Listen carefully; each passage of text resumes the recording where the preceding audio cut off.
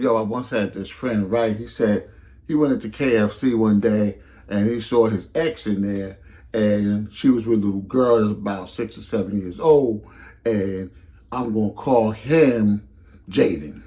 And she was like, "Oh, hey Jaden, how you doing? Good to see you.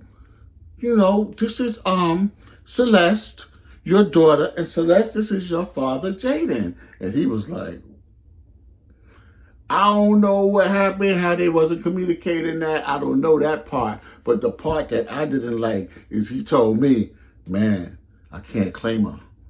I can't take care of her. I already got 2 girls and a stepdaughter. I can't do it. Now, I'm like, yo, you could get you a part-time job. You could do some Uber, but the number one thing, you need to be in that girl's life. You know? So y'all trifling ninjas need to get it together and be responsible, because God didn't make you a man to be able to plant your seed into a woman and neglect the seed. This is somebody's life, and they're going to grow up without their father, right? So you need to check yourself. And then a lot of people act like they Christian or they Muslim, but they're not taking care of their children. But you told in the Bible, the Quran, and all of that, hallelujah, alhamdulillah, and all of that, shalom, and all that. Nah, now cipher. That ain't right and exact. That ain't right and exact. That's performative. You're a hypocrite. All right? And you think we don't see you, but people see you. And you know who really sees you? The Most High sees you, and karma gonna bite you one day. It's probably biting you already because you're running from stuff. A man don't run from his responsibilities. He runs to them. So you better run to your responsibilities and take that. Because see, it's not about you and your little reputation, your little bling, and your little whatever, your little car, your little whatever. You know what I'm saying? You think you're cute and all of that. It's not about that. It's about you taking care of your family first.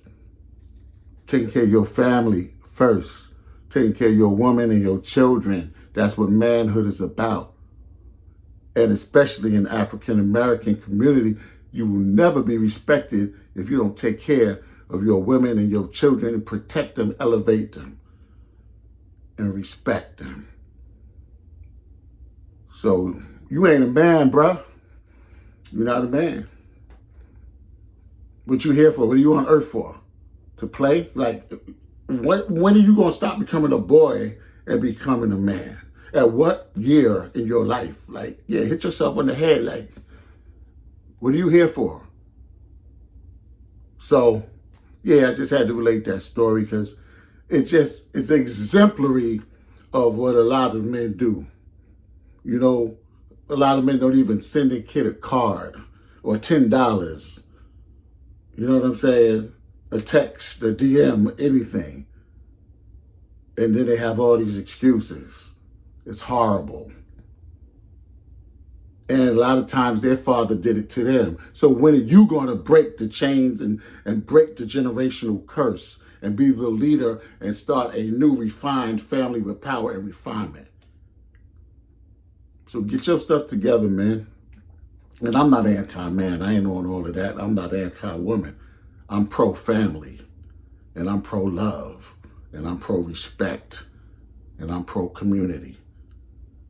And that one individual that takes care of his responsibility and her responsibility leads to the community being better. All right? All right. Peace. Namaste. Kamal Imani. Out.